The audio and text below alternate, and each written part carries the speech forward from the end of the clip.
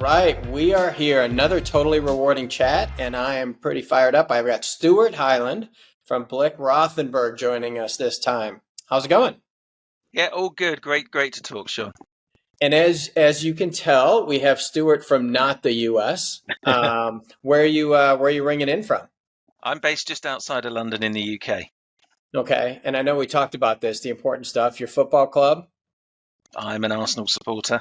yeah, which is why you're on. Let's be clear for those that know me.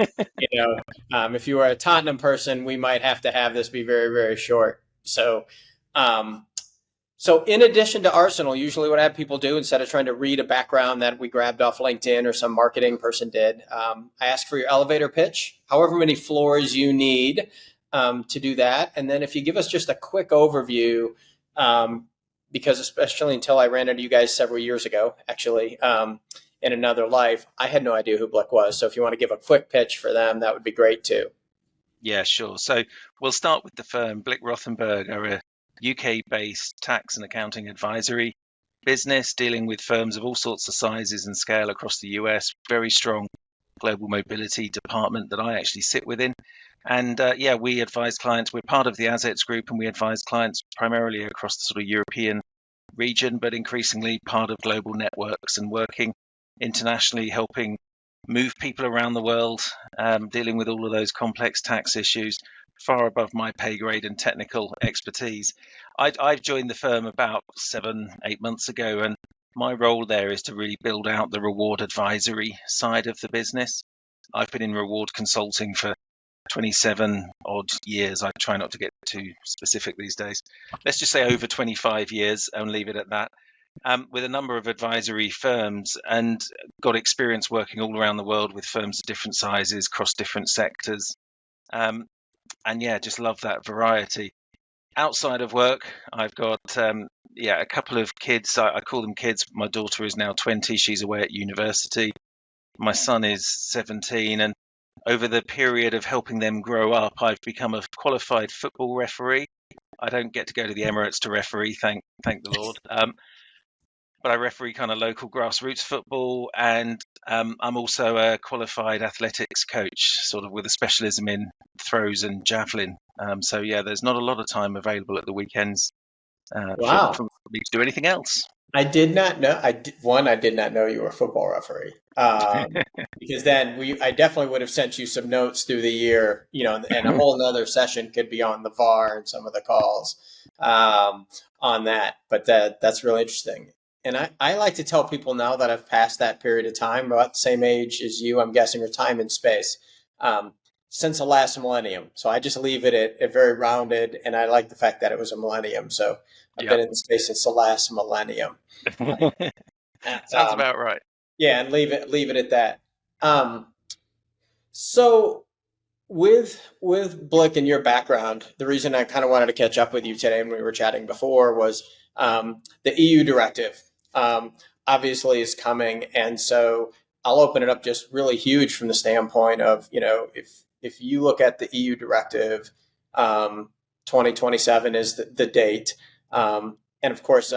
I will state I am an American that does know that the EU contains more than one country. It's not a country.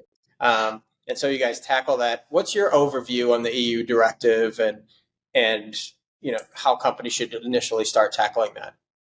Yeah, of course. So the EU Pay Transparency Directive, the way it works in the EU is that the central EU body will sign off a paper. It will get all of the member states to contribute to it, to agree to it.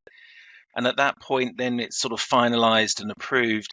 And it goes out to all of the member states who then get to write their own laws on how they're going to apply it and interpret it within their member state. So within the EU, we've got 27 member states at last count. And the central paper was signed off in June last year. And these member states have been given a maximum of 3 years to write these requirements into their national laws. So they have until June 2026 to write these things into national laws, with the first part of the reporting requirements being by June 2027. So back to the date you were mentioning there, Sean. The requirements themselves cover employers of all sizes. It doesn't matter if you only have 2 or 3 people in an individual EU member state, you will then have to comply in that state for some aspects of the regulations. And also the definition they use for pay is really broad. So yeah, it includes base salary, it includes bonus, it includes all of the sort of other variable pay allowances, overtime, and so on. But also it includes benefits and things that sort of could be considered benefit in kind. And the push for all this is coming from the gender pay gap. So again, in the EU, a lot of different countries have to report their gender pay gap to the government, put them on their website. Really simply, it is just averaging out male and female salaries in a single business and expressing the difference as a percentage. And frequently it's in favor of men, and usually to a reasonable degree, 10% plus in favor of men. It is not the same as equal pay for work of equal value, where you actually look at specific jobs and say these are the same job size based on a formal job evaluation methodology, and actually are we paying these fairly and consistently. It's not the same as that, but the gender pay gap is what's driving the requirement for these particular regulations. The average across the EU is running at about 13%. It is falling, but it's not falling quickly enough, and that's why the EU has introduced these regulations to really speed that process up. In the requirements, actually the title of the regulation itself is a real giveaway, because it refers explicitly to reinforcing the principle of equal pay for equal work, or work of equal value. That's what it's all about. It's making sure there is real pay equity, and that this social injustice of perhaps women being paid less than men is eradicated, and as I say, at a rate a lot quicker than has been the case to date. But when you say that, The so the gender pay gap. So if you take a step back and you think about what you're talking about, is they just have to report the gender pay gap. And I guess my question is going to be, are they going to be allowed, to use more math to kind of back up their difference, right? Because there's potential either fines, or I have to be put on the naughty list, I guess, if Yep. I'm outside of 5%, et cetera. But are they going to be able to defend that outside the case, regression being the obvious one, and are they going to start picking out methods like, Blender Oaxaca is defensible and others not defensible, to Yeah. basically say, and I've been using bus drivers as an example, right? So you've got bus drivers who've been driving a bus for 30 years in the city. As more women have entered, they move up the same, that's kind of a 3 or 4% increase every year thing going Yep. on, right? And so they're going to be paid less than men because they just don't have the representation at the top. To cover the gap, you would actually either have to give every woman that's further down, the experience level or entrance more than the men to kind of cover the gap, or can you use do you think they'll be able to use the regression model to say, actually, based on length of service and experience, we're either a good or bad payer? Still Yeah. doesn't alleviate the problem per se, but at least can explain any gaps. Yeah, no, it's a good question. And I think if we look at where we are now across the EU, a lot of countries already have their own gender pay gap reporting methodology. Again, as I was saying earlier, every country has done it slightly differently, which doesn't help an international employer. I think a lot of them have just compared the raw averages and they stop there. So you end up with these pay gaps of 25, 30%. In France, in particular, they do a regression-based analysis, which really starts to pick that initial number apart and say, okay, of that initial 20%, how much of that is down to, I don't know, time served, premium, performance, and so on. And they come down to a much lower number. Under the new regulations, they haven't, and I really think they've missed a trick here. They haven't developed or recommended the development of a single gender pay gap approach across the whole region. They're still leaving up to individual countries to determine how they want to do that. We're waiting to see. I wouldn't be surprised if more countries went down the regression-based pathway, simply because under the new requirements, and yes, you have to report by June 2027, and again, the countries will publish their own details on that around timing and scheduling, and it is linked to company size, how often you'll need to report. But one of the new things that's coming in with the regulations are that If you have a gender pay gap of over 5%, I mean, you referenced that number just a moment ago, then you're going to have to do a 5% that you cannot correct within a reasonable period of time, or that you cannot explain on objective criteria. Then you're going to have to sit down with your works councils, with your unions, and do what they call a joint pay assessment, which is a really detailed, deep dive analysis into what has gone on, what's caused the pay gap, and developing a corrective set of actions pretty quickly.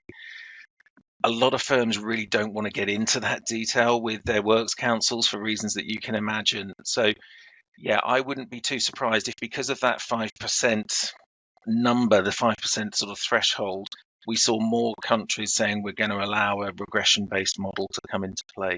Nothing's been confirmed yet. We wait to see exactly what happens with that. But that's just one part of the new regulations. Yeah, it's interesting that every country is going to be different. It's mind blowing how country that's all across the EU and some of the other Yeah, places are going to have to do it, and the rules for remediation and timing are different. It'll be interesting to see the legal precedents, I think, come out on these too, because I think people will say is, you know, how bad's the penalty, both publicly and financially, in yeah. each region, and that'll dictate how it works. Well, if we go straight to the sort of remediation part, and I'll talk a little bit more in a moment or two about some of the broader transparency and communication requirements. But if you fail to comply, again, the central EU paper doesn't set out the specifics of what any financial penalties will be, but what it does say is that they should be dissuasive, um, and it recommends that they are expressed as a percentage of the company turnover or the company payroll bill in that particular market. Even if that number is then only 1 or 2%, it's Yeah. still going to have a material impact pretty quickly. And there are some other things as well in terms of penalties. So if your business receives state-funded, I don't know, incentives, aid of some description, that can be withdrawn, and they've said very clearly they want that to be withdrawn. And also, if your business is a supplier of services, products to the public sector, to the state, again, you will be excluded from those contracts if you do not address these issues. If you are found to be non-compliant in any of them, then you will be excluded from those contracts. And for a lot of employers, that's a massive stick that you're going to hit them with, because there are a lot of firms across the EU who have the state, the government, as one of their major buyers. And yeah, even professional services firms, we're going to have to comply across Europe to if we want to continue working in the public sector. So how are you talking to companies about getting started? And I'll let you kind of address that and the timing because in the U.S., jokingly, I've said the ostrich method is still okay. Probably not the best method to use, from a scruple standpoint, but there isn't a horizon out there, and actually not knowing is still better than knowing and not doing anything about it. Yeah. With 2027 coming, you know, I feel like that's a short amount of time because you remediate through pay cycle or set asides, and nobody's lowering anybody that's inequitable down. It's only a money add. So to amortize that over years, you only have 2 to 4 cycles left.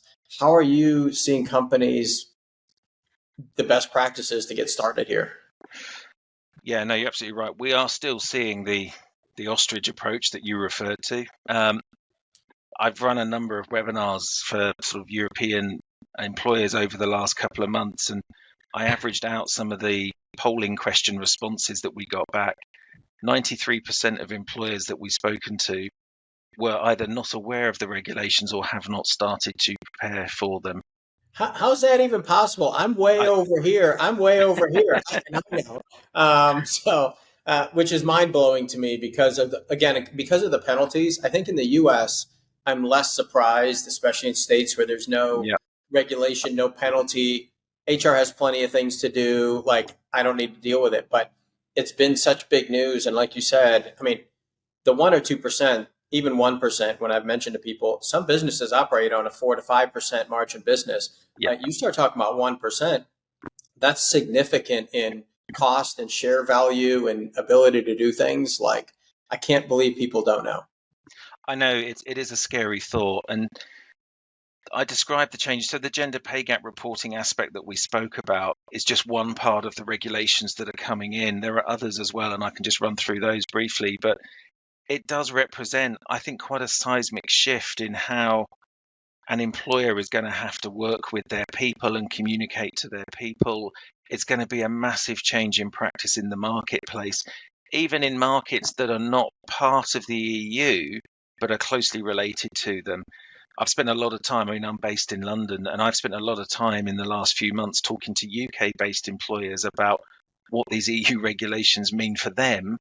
And again, they didn't have a clue, they had no idea. And so it's a real transformation for them as well, and an education piece. And that's typically where we tend to start the response. It's got to be an education piece for the leadership team. But some of those broader requirements, and you'll recognize some of these from practices across the US, I think. But yeah, we're not going to be able to ask candidates that we interview for their salary history, current salary. We have to put on an indicative salary range with any job advert that is posted. So I think you see those across a lot of states in the US. A lot of parts of Canada are coming up with those as well. Employers, you're going to have to publish information so that employees can really access it easily on how pay is set, how it's managed, how it's progressed. And you've got to show that it's based on sort of objective, gender neutral criteria. Yeah. So essentially, you're going to have to put large chunks of your reward strategy into the employee domain. And we always warn clients, if that's the right word, that when you do that, expect it to end up on the desk of your competitor fairly soon. Yes. These things have a way of working their way out into the ether. And then you've got to, some of the implications of that are quite scary for employers as well. And I'm sure you've seen it across the US, even with really simple things, publishing a salary. That risks disengaging and upsetting any existing employees if they see their current role or a role a bit like theirs being advertised for more money. That could be really upsetting. And one of the clients I work with, they publish salaries as a matter of course and have done for many years. And employees there describe it as the single most disengaging thing the firm does for them. They said it feels like the firm is punishing loyalty, and the only way they can get a pay increase is to leave and come back, which is not what the firm wants to hear. Yeah, and But there's yeah, stuff between, it's interesting because, if you can get the rational side of that, the company's stuck between, hey, if I post a job that's really low with the range, no one will apply thing. So I have to advert. Does that include benefits? That includes the total package. What does it include? And so they're stuck between, do I market the whole package? Do I look at better employees and try to, get them back inside my range? Like it's hard on both yeah, sides for sure. it is, and not being able to ask for an individual's sort of current salary as well. I think a lot of line managers are going to struggle with that. I've often asked that question in the past, and I know managers kind of use that almost as a pseudo skills assessment. If I know that you work for one of my recognizable competitors and they're paying you 100,000, I can be pretty confident that you can come here and do a job that I'm looking to pay 110 for, or whatever it might be. You can't do that anymore. So there are some lessons there to be learned from things and steps that you guys in the US have gone through in various states previously. A couple of other things very quickly. Pay secrecy clauses in employment contracts, they're going to be rendered null and void. The pay information is basically deemed to be belonging to the individual. If they want to stand up in the middle of the office and shout what they earn, if they want to go onto any of these Glassdoor, some of these job boards and publish details, it's entirely up to them. The employer cannot influence that anymore. And also, there's another requirement which is potentially a lot of work for some departments and teams, because employees will have the right to request every single year for information on how their pay compares to the average pay levels broken down by gender for work that is rated as either the same or at the same work of equal value. Not only have you got to provide that to them every single year if they ask for it, you have to remind them of their right to ask for that information every single year as well. If you employ a couple of thousand people across the region, that's potentially quite a lot of extra workload, and it does raise a bit of an ethical question, I think. if employees are entitled to this information, do you really want to force them to ask the question, or are you proactive and you embrace the transparency thing and actually just provide it to them as a matter of course? And generally across Europe, we're advising organizations to build it into their annual pay review process, have it built into their systems, their technology to do that calculation automatically, so that when you hand over the pay letter and information on bonus, they're actually getting a supplementary piece of information which gives that to them automatically. Yeah, So there's, I'm a big proponent of that. Because my opinion is, someone's going to get that information if they ask. And would you rather communicate that or the yeah, employee who might not be so excited about their paperwork? And so if you communicate that on a consistent basis, you take that, you own that communication process and how yeah, you position it and how you label it, et cetera. So I'm totally absolutely. down with it, with that from your perspective of not letting the employees own the communication. Absolutely. And I think when we work with and we go into the boardroom to talk to them about this particular topic, we often have to try and sort of explain that pay transparency is not the disclosure of every individual's salary in the business. We're not talking about creating a board in the reception area saying Stuart Yeah. earns this and Yeah. so on. That's not what this is about. But neither does it mean you have to pay everybody the exact same rate for doing the exact same job. You can justify pay differences, but they have to be on a clear set of objective criteria. So, performance track record. We've got a performance management system which shows that Sean and I are doing the same job, but Sean's been performing at a much higher rate for a number of years. So therefore, I can justify paying the two roles differently. And the other one is obviously around market premium. So making sure you've got market data that is robust and that you can then use to explain why someone based in Paris might be earning more than someone based in Lille to the north. There is a difference there, even if they're doing the exact same job. Or there could be a skills-based premium when they're working in the same office. So there are reasons why you can justify paying people differently. We're not moving to a world which says everyone at this level has to be paid the same, and I think that's often a slight misconception that we have to deal with over here. Yeah, I think people are getting their heads around it in HR and comp, how you communicate that out in the market. And again, for managers, it's going to be really hard. It's not what they want to do. And I always use kind of engineers.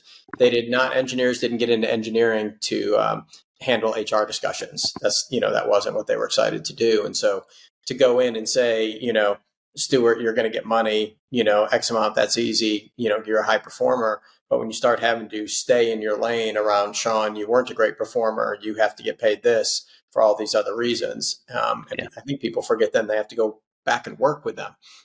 So it's yeah, not like you give that discussion and then you don't talk to them for a year. You have to then go work with them for another year. And so they're just hard. It's the human and human resources yeah, discussion. And the peanut butter spread and throwing HR under the bus and saying, well, they gave us 3%, so we're giving everybody 3%. Not my fault isn't a thing anymore. One, it makes a bad problem worse, obviously, peanut butter spreading with pay equity. But secondly, you can't do it from a yeah. philosophical standpoint anymore. So it's just getting harder. So from a It, timing standpoint, yes. 2027, my guess is then you're saying people need to, start jumping on it now. Yeah, I mean, in principle, it could be sort of June 2026 is the date that we're sort of working to at the moment as the date where you need some of this stuff in place. And as I say, the papers were signed off initially in June 2023. We're now in June 24. So we're already a third of the way through the time that employers have got to potentially prepare. And it's somewhat disturbing, as we were saying earlier, Sean, that there are still a lot of employers who just do not know about this, and certainly not in any detail. The and the reason why this is concerning, it's the changes that you're going to have to make to comply. They're not the sort of changes that you want to leave it until 6 months beforehand, and then if you find yourself 6 months beforehand in the boardroom saying, right, what do we need to do to comply with this thing, you're in trouble. It's too late. Some of the changes are potentially massively significant and will take time to deliver. So, for example, you might find you've got to introduce a new grading or sort of job evaluation methodology to make sure you can comply with the assessment of work of equal value. It has to be an analytical methodology. If you are currently using a system which is simply based on matching into a job survey catalog, a market data survey catalog, and we know which ones are out there. That's probably not enough on its own. You've got to make sure there's something robust and more rigorous in place behind that. If you're simply using level descriptors that you've drafted yourself in the business to explain what goes on at different levels, again, you need to make sure that's underpinned by a formal job evaluation methodology.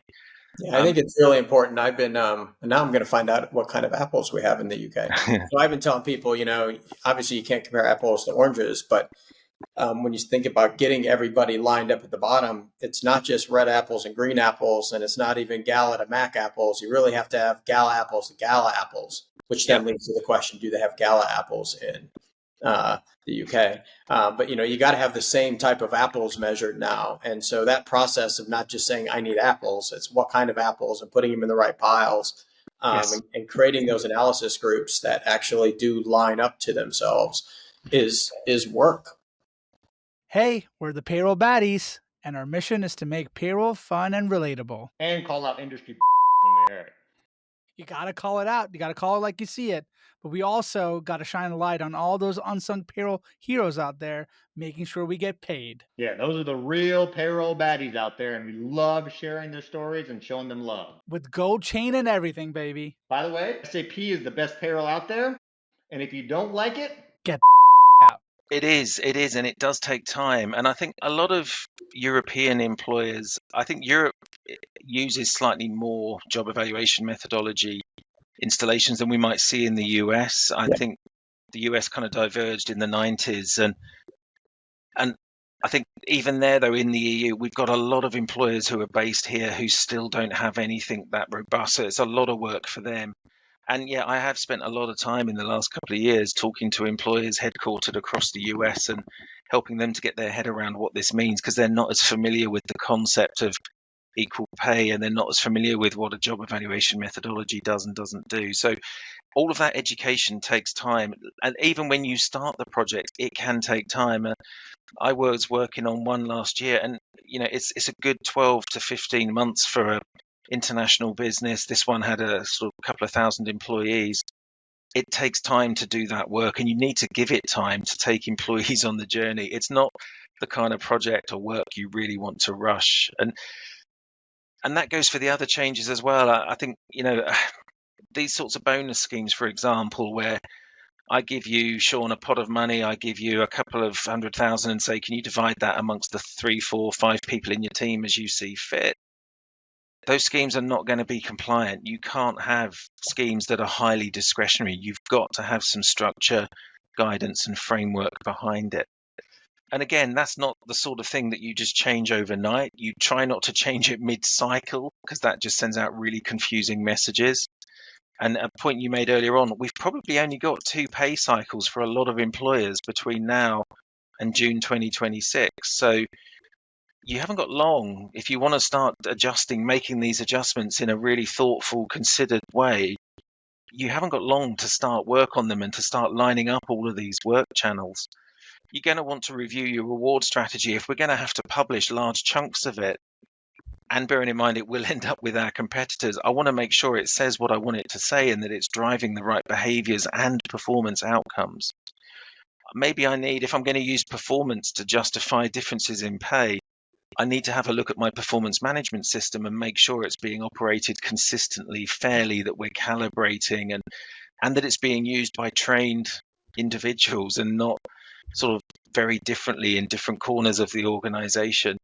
And pay data, again, if I want to use pay data that is really robust. And I'm always slightly amazed at how many organizations, particularly in the last couple of years, that I speak to, and when I ask them what their primary data source is, they say, oh, we take data from Glassdoor or LinkedIn or so on. And it makes me really nervous, because it's not robust data. It's not replicable. It's self-reported. It's not analyzed in any way to make sure it's consistent. And you're just relying, back to your point earlier, Sean, you're just relying on a job title, and you have no idea what's behind that. And we all know that even if we were to take the job title of head of reward, there are big heads of reward, there are small heads of reward, there are heads of reward that are focused on one thing rather. It's just not comparable. So yeah, you're going to have to look at it. And when you put all of those different things together, there is a 2 to 3 year program of work very easily in a lot of organizations. If you don't start looking at your compliance now with the regulations, you're leaving it really late. You're taking a lot of risks, and it does worry me that we're I going think to the see big it. piece of it, as I look at it, is you've got 2 to 4 pay cycles. You can do a pay equity set aside and deal with that. I think the finance team will want to amortize, the costs, right, over a period of time. But the other thing I look at, and in listening to you, is what am I using for grading or technology? So the scale, right? So Yeah, you either have to throw a lot of money at consulting or tech. And so talking to you a little bit about tech in this place, because obviously we're a little biased on the remediation side, right? On the comp planning side, which we know better just because that's where we're at now. You have to go through, and jokingly, obviously we want people to pick us, but you have to go through to be able to do comp planning um, in an equitable way, be able to measure that, make sure you give them anchor points, set everything aside so that it's done fair. You can give managers some guidance, but those guardrails got to be tighter now. So a company has to go back and evaluate technology and implement technology in these places, in my opinion, and I'd be curious to you. But same thing with grading. Almost to make sure that you have someone to stand between you and how you manage this process to be defensible. Letting everybody have access to an Excel or a Google sheet and make the sheets. How do you go back and look at how they acted and how they did that, right? So yeah, how do you see tech playing in this space in a prioritized way? Because I think a magic wand, people would like to be like, yeah, tech will solve a lot of these problems with some guidance, is my opinion. yeah. But where the hell do you start? And again, it's 3 years goes fast. Yeah, it does. It's already going fast, and I think there's two different stages to the journey. There's the journey to compliance, and then there's managing business as usual once we get to that date. I think on the journey to compliance, there is definitely a really clear role for technology to enable that process. So the journey that we tend to take clients through at Blick Rothenberg is very much focused initially on the leadership education, help them understand what's going on, and that's obviously a sort of a face-to-face activity. And then we do a readiness assessment where we chart current practice against all of the different elements of the new regulation. And then we talk about risk of exposure and sort of risk of failing to comply. And we talk about evolutions against that. As part of that exercise, it's incredibly helpful if we can use the technology to do a really simple equal pay audit of some description, really starting to sort of get into looking at what the current picture looks like across the business within different divisions, within different geographies, within different teams. The more information you have at that stage in the process, the better informed your decisions can be around the response you need to take. And I've seen it previously where, one client that we were working on looked good overall, but when we got into the weeds and really started looking at the detail, funnily enough, it was their technology function. There was a massive difference in how men and women were treated and paid and the roles that were occupied. And the data that was provided really pointed to that incredibly quickly. I'm sure we could have got there manually, but it's a bit like trying to do sums on a piece of paper when you've got a calculator saying, why would you do it the long way when you can just press a few buttons and out spits the immediate answer that you know is going to be correct? So that's an immediate area where technology helps, and just in planning the journey. But with that information, we can then start thinking about the type of business you want to be, the employer value proposition, as well as the regulatory side of things. So what evolutions do we need to make? And also at this stage, and it was back to your point there around how do you plan the comms around this, we suggest really early on that you build in an employee education process. Start letting them know what's coming, what sort of things you're going to have to change over what time period and why, and really own that message. Because if you don't own the message, the works councils will, the media will, and neither of those are going to be outcomes that will necessarily work in your favor. And then you can get into actually delivering all of the different changes and evolutions you need. That doesn't have to be a long process. That those sorts of steps I took you through there, it can be sort of a month or maybe two tops, but really important to build the plan. And then when we get to compliance day and everything is lined up, again, that's where technology, I think, becomes invaluable in helping to monitor things like the pay gap, in helping managers to model decisions that they make. If we're coming up to this pay review process, if I make these decisions, if I allocate reward in a certain way, what's the impact of that on the gender pay gap, on some of that sort of advanced modeling, so people can see the impacts of decisions before they get to the point of communication and implementation. I think it'll be hugely valuable, hugely valuable. I think the piece that's missed a little bit, and obviously we're at Visier a little more biased around this, but the analytics around the current state of your business. And by that, I mean, you've got 2 or 3 cycles, but what departments are turning over when? Where's the span of control, in divisions or size of organizations? What is your ability to change it through the natural business cycle? And in some places, where is it not? So if you have no turnover, right, it's, then, it's money. Money's your issue, right?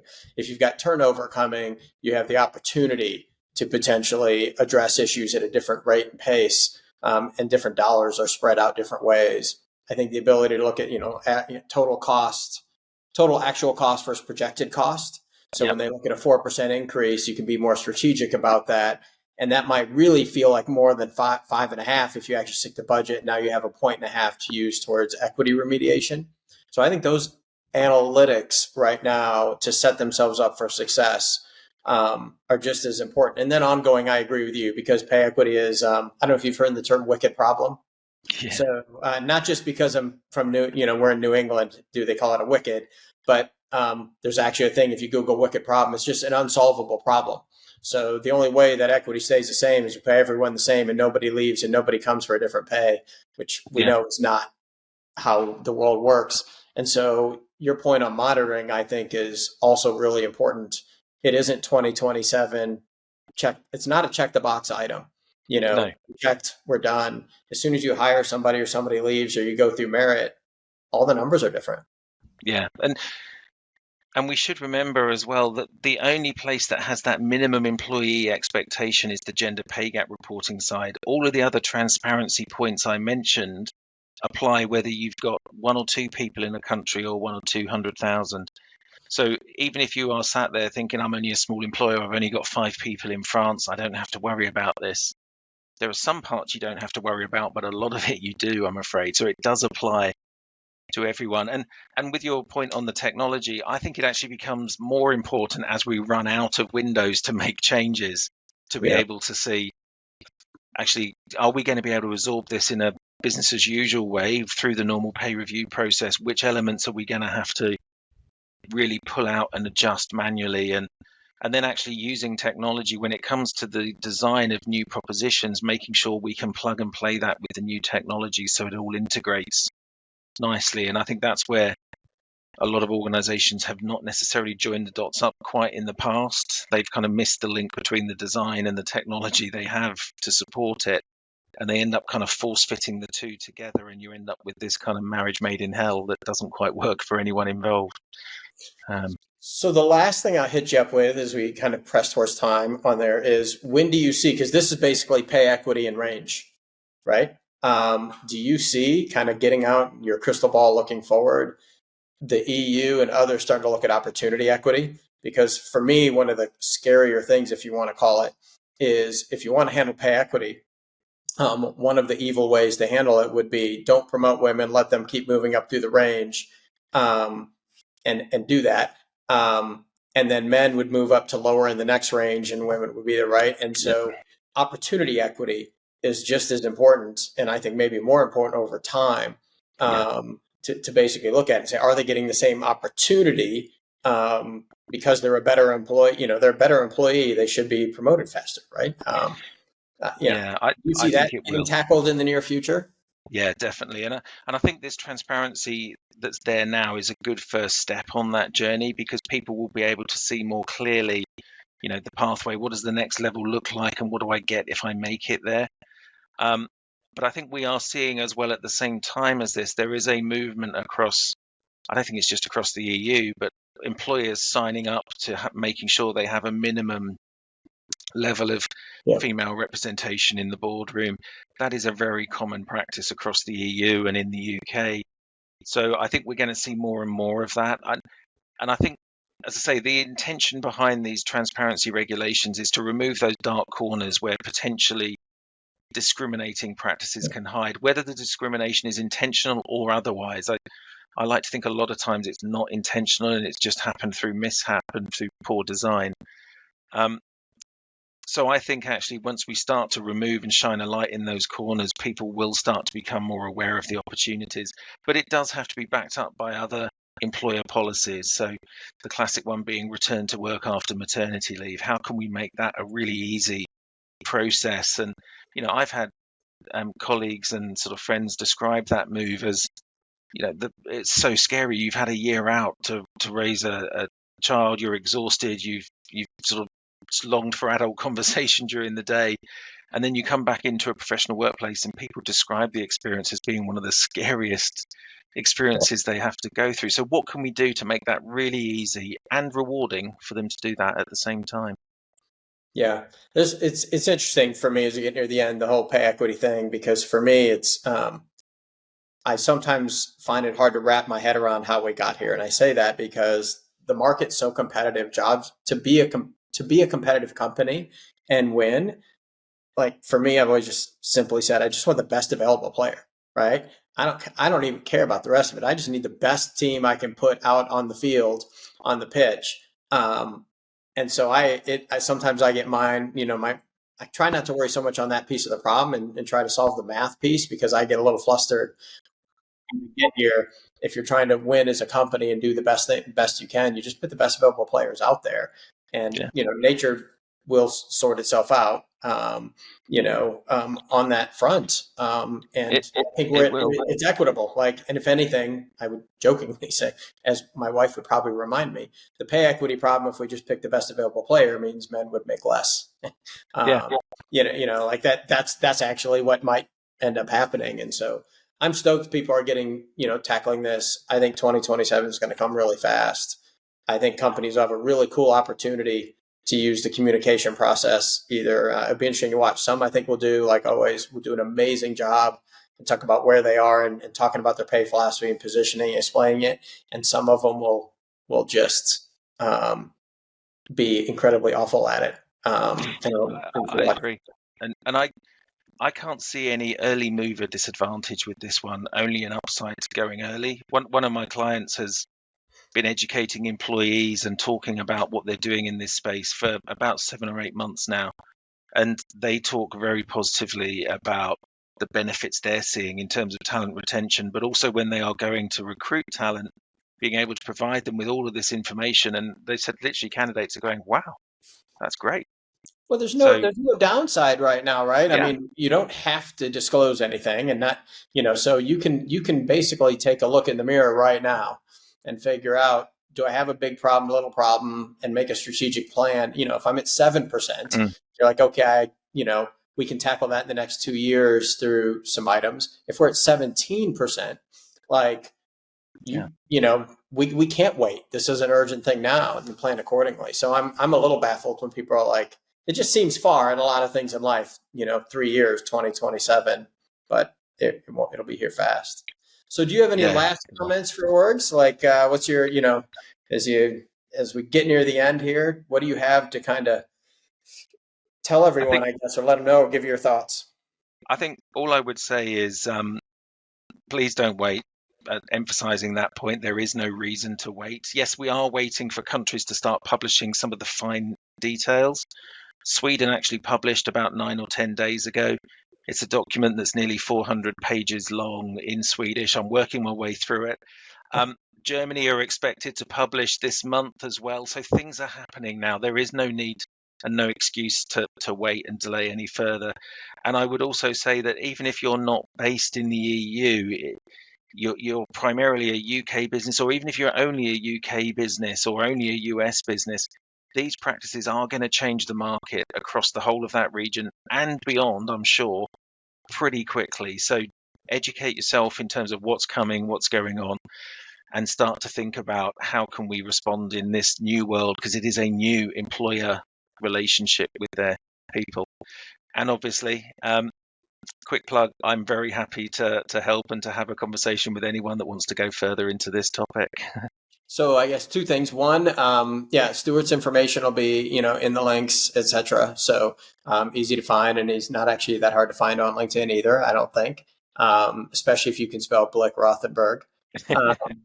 The other thing I'll ask, very important, do we think Arsenal is winning a championship before the requirements and before 2027 regulations are in place? Oh, we're in for a great season next season, Sean. So I think next season is a gimme. Get yourself over here. We'll watch a game or two because it's going to happen. Okay, that's what we say. That's what we say every June. So we live in hope. We can hope. So this has been awesome. So again, people, you can find Stuart's information online. You can hit him up on LinkedIn. And thanks again so much, Stuart. This was great. Thank you very much.